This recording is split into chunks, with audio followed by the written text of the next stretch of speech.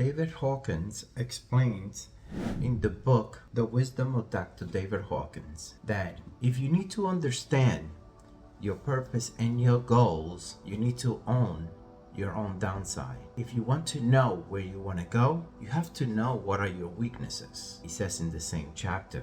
To transcend them, you have to then own them without going into moralistic judgmentalism. Moralistic judgmentalism is accept that you have them instead of trying to blame others why you have them, but accept that the fact that you are actually displaying them in your character, you are willing to surrender that perception of the habit. For one thing, each negative feeling is not by itself. All negative feelings occur at the same time. Actually, the one most prominent at times may be anger. But what's underneath the anger? Envy. What's underneath the envy? The feeling of being depressed. And what's underneath the feeling of being depressed? Resentment.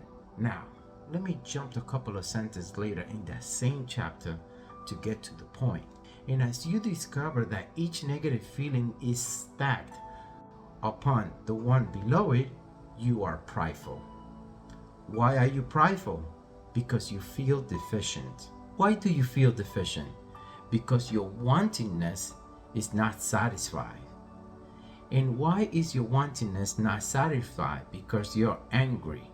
So why are you angry? Because the shadow is really the collective. All them usually happens at the same time, and you're angry. The reason of all that, it was anger. So why are you angry? It's because somebody hurt your pride. Pride is egotism inflated. So your problem is not that you think too little of yourself, but that you think too much of yourself. You think that you're too important for the world. That's why you feel inflated, because you have a perception and your ego has been shattered. The world should cater to you. Your indignation and your anger and your pride and your resentment all collect together. And eventually they end up at the bottom, which is hopelessness and despair.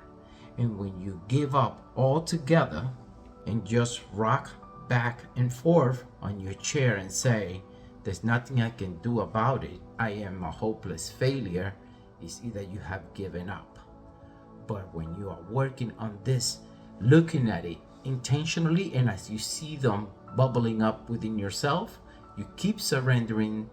That's how you own your own insecurities.